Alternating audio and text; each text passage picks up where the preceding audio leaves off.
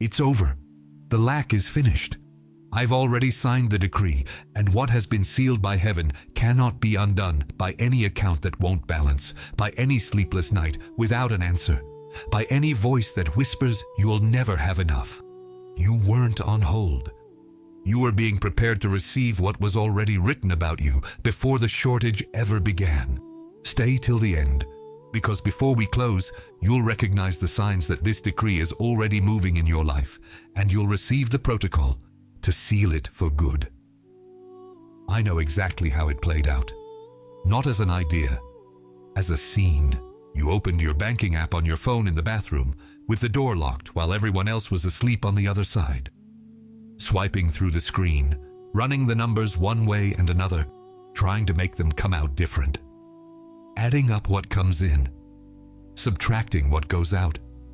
Staring at that balance like it might change if you glared long enough, but the math didn't work, and you stayed there, in silence, alone with that weight that has no name, but fills every corner. You closed the app, washed your face, took a deep breath, and went back to bed like nothing happened. Because you had no other choice. Because explaining cost more than just carrying it. You woke up in the middle of the night, at 3 a.m, with no idea why. And before you were even fully awake, the list had already started. What hasn't arrived yet? What was promised and didn't come? What's overdue? What's about to expire? It wasn't chosen thinking. It was reflex. The habit of someone who's been counting what's missing for so long that the brain does it on autopilot, without warning, before consciousness can even say no. You replied, "I'm fine," with a hand that was trembling on the inside. The message sent, the right emoji, the right tone of voice on the call, and inside, the reality that didn't fit into any answer. Not from lying, from survival, because you learned that explaining the lack tires you out more than carrying it. So you learned to smile. You learned to look like you were standing even when you were held up by sheer willpower. And at night, lying in the dark, you took inventory one more time. Not of what you had. You seek. You dedicate yourself. You do everything right, and yet abundance never comes. And the worst part? You start wondering if you're doing something wrong, if you're being heard up above, if it's meant for you at all. It's not a lack of faith or worthiness. It's a spiritual blockage that ordinary prayer alone cannot break. The Miracle Journal unblocks this in 21 days with a spiritual protocol that works exactly where your prayer doesn't reach. Along with the journal, you'll also receive as a gift the prayer guide and the Psalms manual, with the most powerful sacred practices and texts to deepen your transformation. To claim your version of the journal, tap the link in the comments right below this video.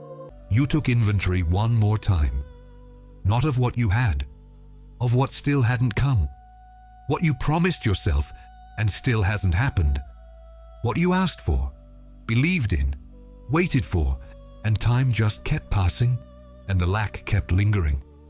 And at some point, without you clearly noticing, scarcity started sounding like a sentence. Like it was simply what was written for your life. You're still standing, and that says everything. But today isn't just about being on your feet. Today is about knowing that what was wrong wasn't you. It was the cycle, and the cycle is done. If this message is reaching you, hit that like button as your public amen. Heaven records what you confess out in the open. Here's what you're going to receive before this video ends. First, the lack you lived through wasn't your sentence. It was the interval before a provision that was already decreed before you ever needed it. What looked like abandonment was timing. What looked like delay was preparation. Scarcity wasn't your destiny. It was the space before the decree could manifest. Second, you're going to leave here knowing how to seal the decree and recognize when the provision has already started moving toward you, even before you can see it with your eyes. The signs are already happening. You just didn't know what to call them. Third, by the end of this message, you'll be able to declare out loud that you will never live under lack again. Not because the circumstances have all changed overnight, but because you'll know who you are. And what has already been signed over who you are cannot be erased by any number, any tough month, or any voice that says you should have less. And before this promise opens up, hear what the Father says right now. I placed you here because this word is for you. Every night you counted what was missing in silence. I was there. And the decree was already written before the lack even began. What was sealed with your name cannot be undone by what you haven't seen yet. What is yours is already stored up. Lack was never your destiny. It was the delay of a provision that was already decreed. And what was sealed over you can no longer be revoked. Before we go on, I want to ask you something. Close your eyes for a moment, or look away from the screen for a few seconds. Take a deep breath. Air coming in slowly. Air going out. What you're about to hear isn't information to process. It's recognition. And recognition requires that you be present, not just listening with your ear, but with what's inside you.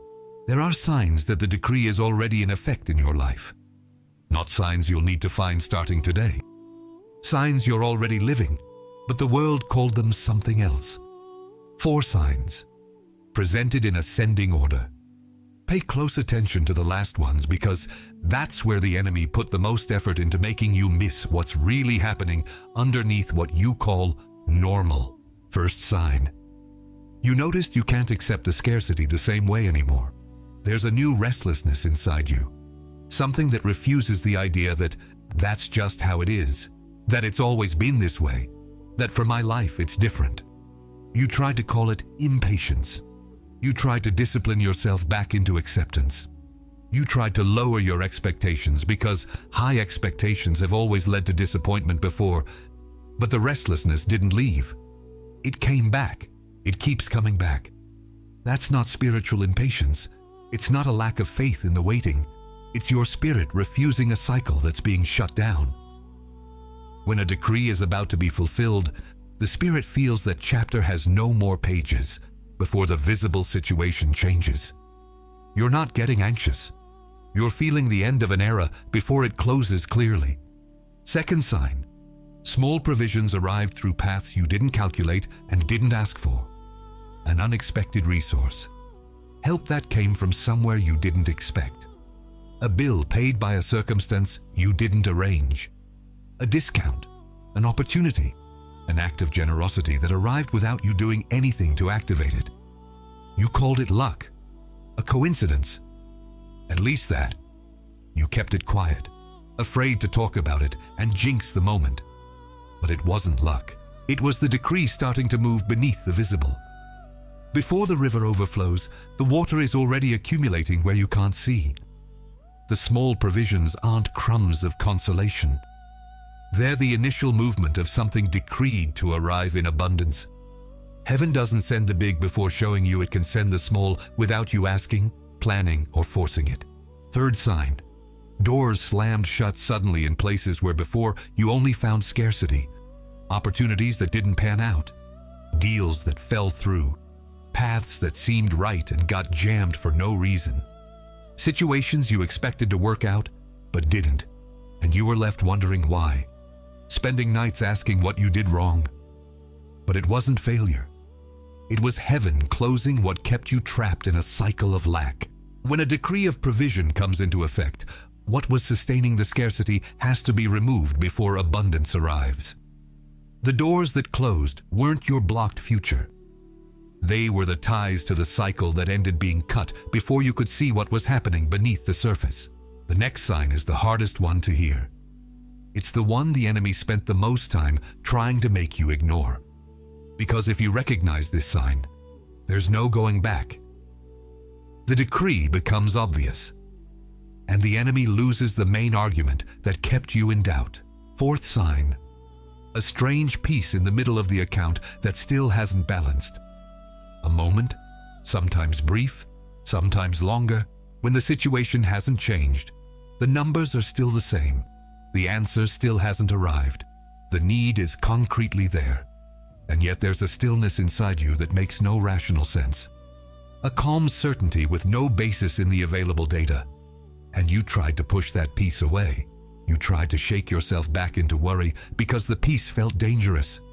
It felt like an illusion, like you were slipping into denial, spiritual naivety, comfortable self-deception. The enemy whispered urgently, "Don't get calm now.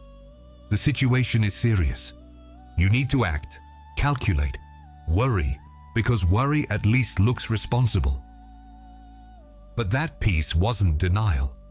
It was evidence. It was the clearest sign that the decree is already in effect before you see the result.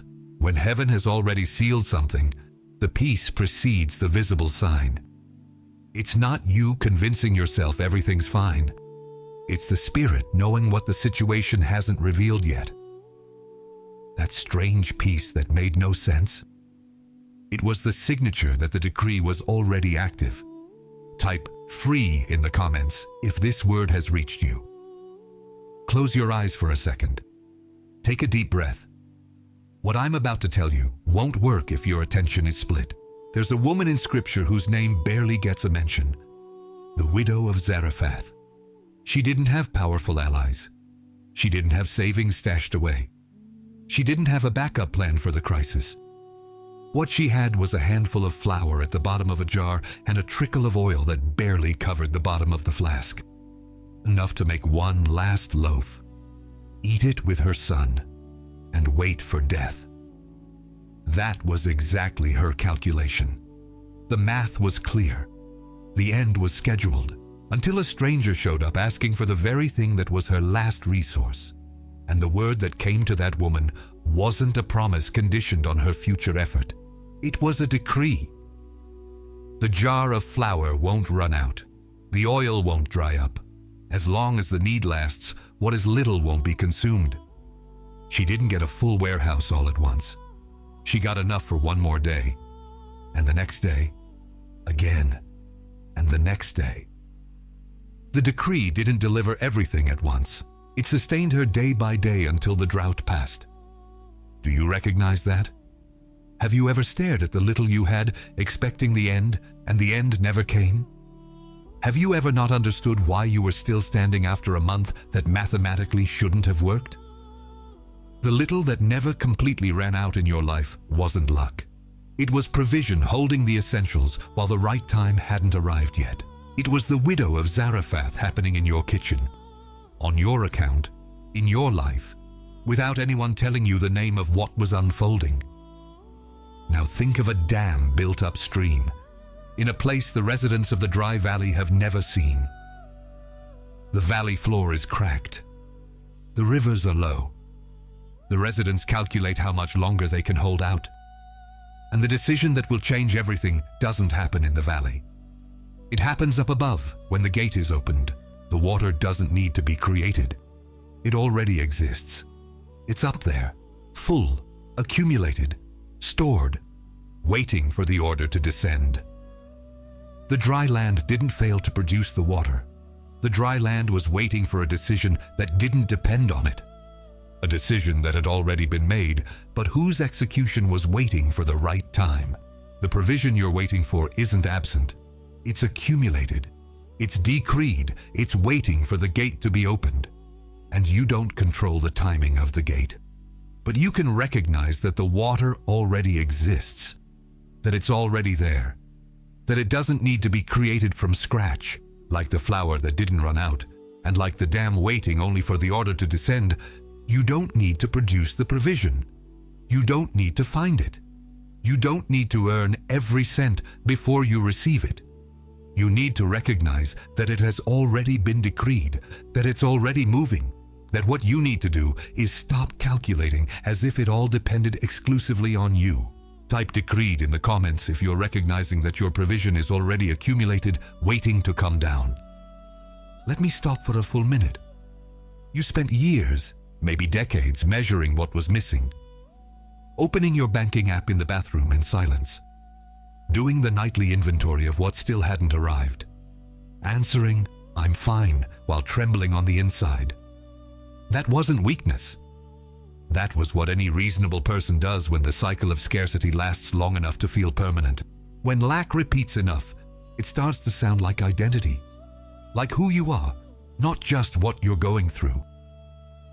The signs you've lived through in recent months weren't coincidence.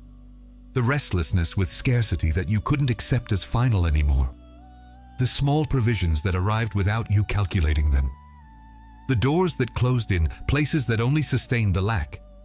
The strange peace in the middle of the account that still hasn't balanced. They were the decree moving before you could see it clearly. They were heaven working at a level the eye can't reach. The little that never completely ran out in your life wasn't luck. It was provision holding on until the right time to overflow. And here's what the Father says now, before revealing who you are. I know how many times you thought you wouldn't have enough. And you did. It wasn't you holding that bit tightly enough to make it last. It was me. I held the little so it wouldn't run out while the provision was being prepared at the level you couldn't see. Every time you went to bed thinking it would be gone, and in the morning there was still enough to keep going. Every time the numbers didn't add up, and you still made it through. Every time the unlikely happened, and the essentials were there. I was present in every one of those times. Not as an emergency force activated by your prayer at the right moment, as a decree. What you called survival was decreed provision, revealing itself day by day, sustaining you until the time to overflow. And the time of overflow is coming. And here is who you are within all of this. You are the heir of the decree. Declaration: you are not the beggar. You are the heir. I saw every time it was short, and even so the essentials never completely disappeared from your hand. You thought you were surviving on your own effort, on discipline, on budget control, on willpower. But there was something else going on underneath. I was sustaining the essentials while the decree prepared to manifest in full. You were marked as an heir before the drought began. The inheritance wasn't revoked during the years of scarcity. It was guarded, preserved, set apart. Heirs don't receive crumbs. Heirs receive what was written over them before they ever needed it. What this identity authorizes is to stop living like someone begging for crumbs. An heir doesn't beg at the back door. An heir recognizes what already belongs to them and starts acting from that place. The posture changes. The expectation changes. The way of receiving what comes changes. You are the one who crossed the drought. Declaration: you didn't survive by accident. You crossed. I saw the dry years. The years you had nowhere to draw from, and still you came out the other side without perishing, without falling apart completely, without being destroyed in a way that left no turning back. You crossed what only someone marked to arrive on the other side whole would cross. Not because you were the strongest, because there was a decree that you would make it, and the decree wasn't canceled by the length of the drought. What this identity authorizes is to start trusting that the provision doesn't depend on what you can generate. It doesn't depend on your ability to produce, to save, to work more hours, to find one more source of income. It depends on what has already been decreed over you. You no longer need to calculate as if the continuity of your life depended exclusively on your own resources. What got you through the drought wasn't just your own ability. It was the decree that was already over you before you even knew it existed. You are the channel of overflow. Declaration: you are marked not only to have enough, but to sustain others. This is the one the enemy least wants you to discover. Because when you know this identity, you stop thinking about simply having enough as the end goal. I saw you. And what I saw is that you were marked not only to come out of lack, but to overflow, to sustain others with what will arrive. The provision decreed over you was measured not just to cover your own personal lack, but to pass on. You were marked to be a channel, not a cistern. And you know what lack is in a way that someone who has never been hungry doesn't. You'll recognize who needs it. You'll know how to give because you know what it's like to need.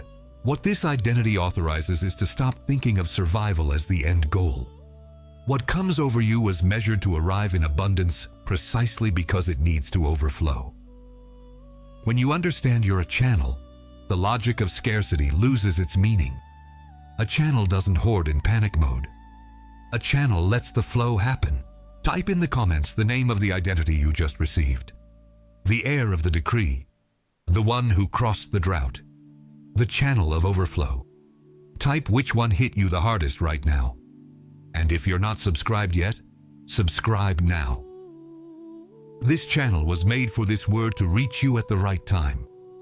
Lack was never your destiny. It was the delay of a provision that was already decreed, and what was sealed over you can no longer be revoked.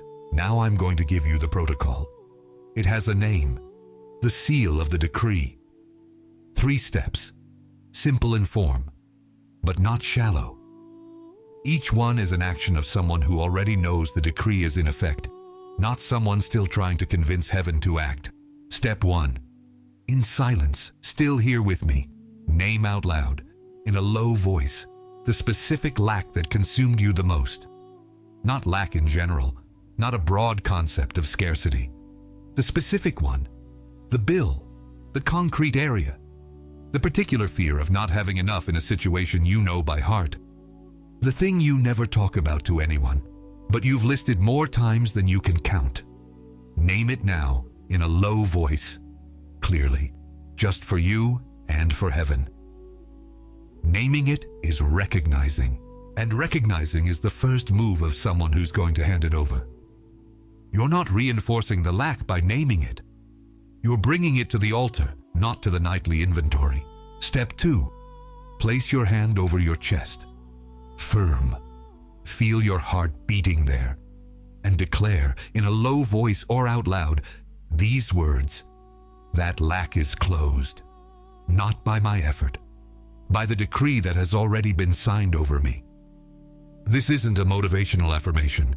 It's not self-suggestion. It's the confirmation of something that has already happened in the spiritual realm before it happens in the visible realm. You're not trying to convince heaven of something. You're agreeing with what heaven has already decreed. The difference between asking and decreeing is the difference between a beggar and an heir. You're declaring as an heir. Step 3. Remain still for 1 full minute without going back to calculate what's missing. 1 full minute. No list. No math. No opening the mental app. No projecting how much will be short at the end of the month. Just receive the certainty that the decree is already signed. The certainty you'll feel won't be euphoria. It won't be the excitement of, now everything will change immediately and I'll get rich. The sign that the protocol has been sealed is stillness. A calm that doesn't depend on any number having changed yet. A certainty that doesn't need data to stand on. That is the Spirit confirming what heaven has already declared before the visible catches up. Type received in the comments if you're sealing the decree right now. But I need to warn you about what comes next. Within the next 72 hours, 3 things will be launched against you. Not as a possibility, as a certainty.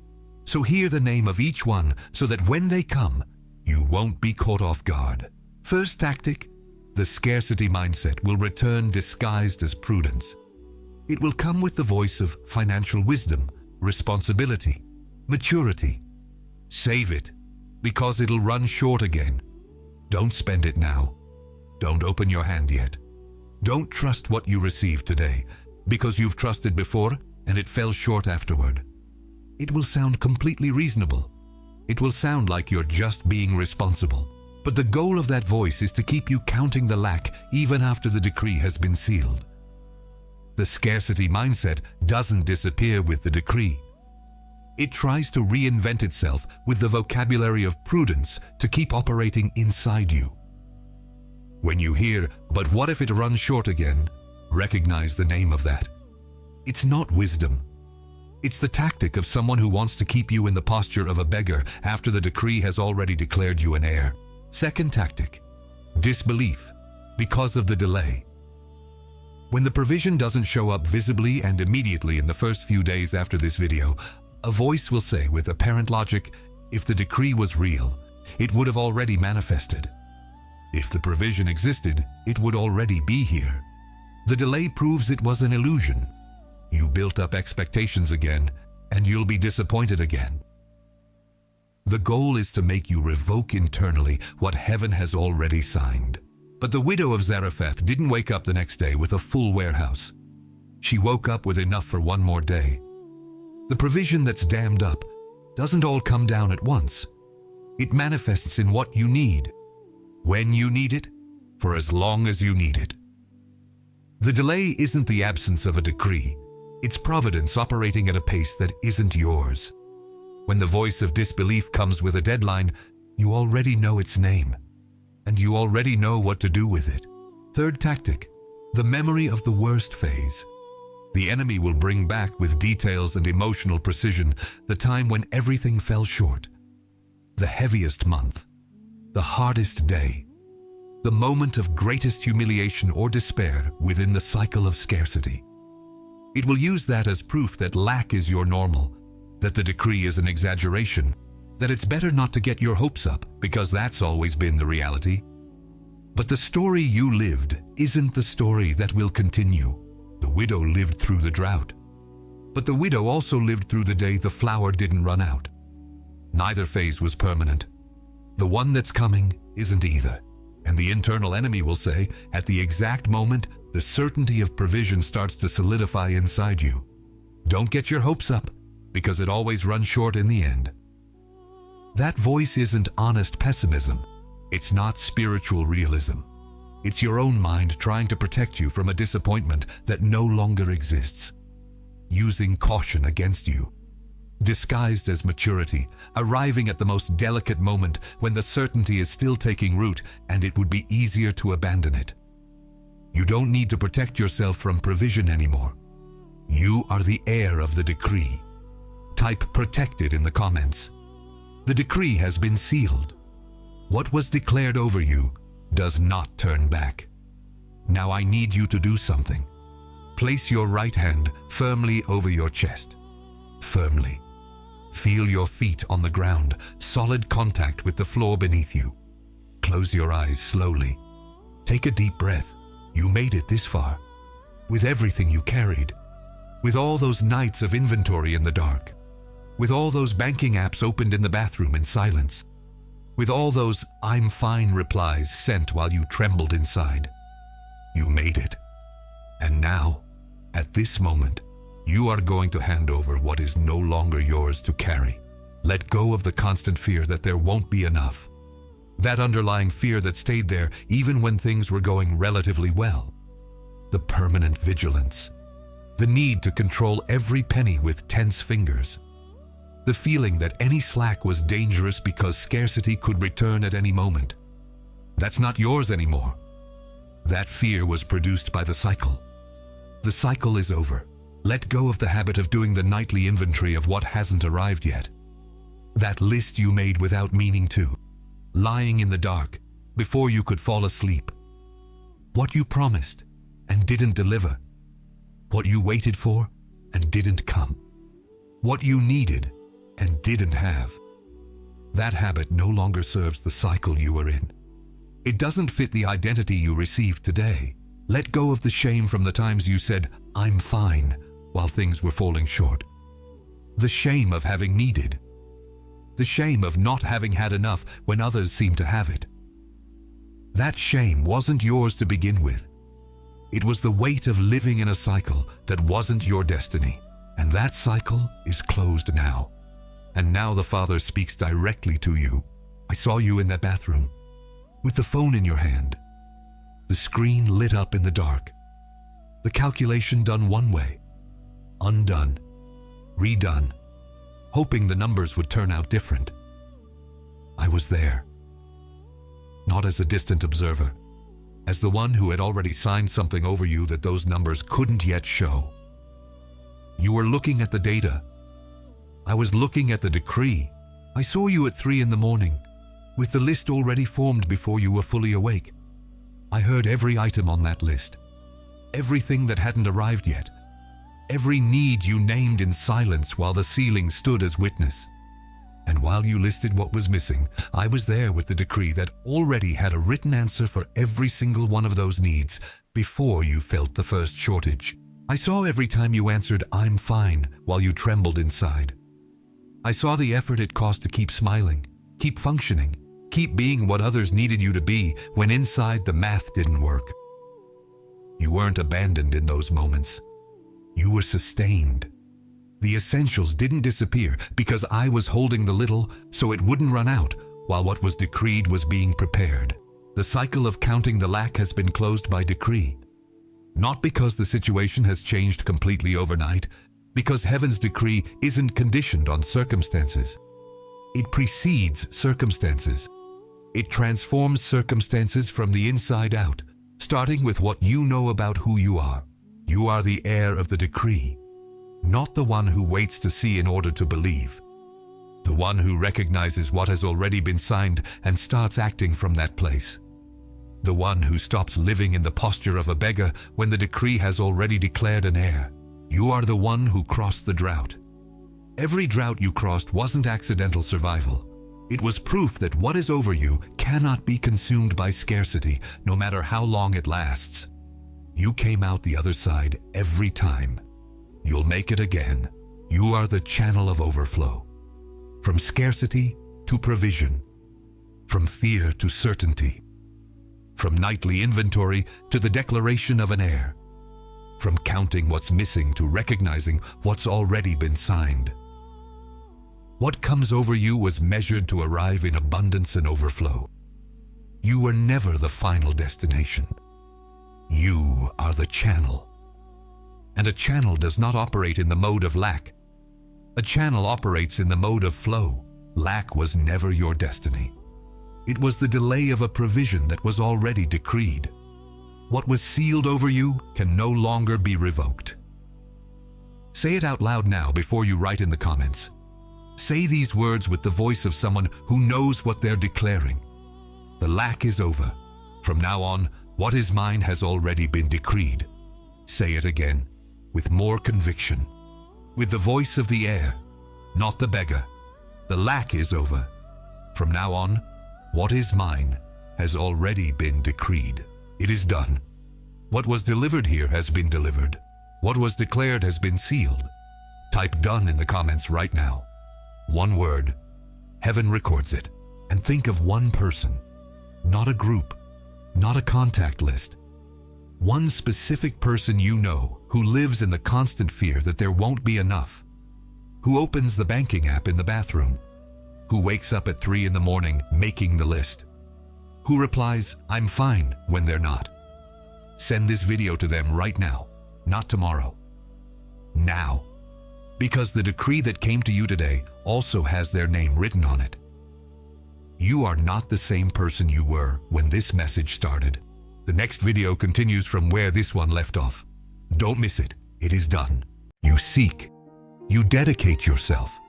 You do everything right, and yet abundance never comes. And the worst part? You start wondering if you're doing something wrong, if you're being heard up above, if it's meant for you at all. It's not a lack of faith or worthiness. It's a spiritual blockage that ordinary prayer alone cannot break. The Miracle Journal unblocks this in 21 days with a spiritual protocol that works exactly where your prayer doesn't reach. Along with the journal, you'll also receive as a gift the prayer guide and the Psalms manual with the most powerful sacred practices and texts to deepen your transformation. To claim your version of the journal, tap the link in the comments right below this video.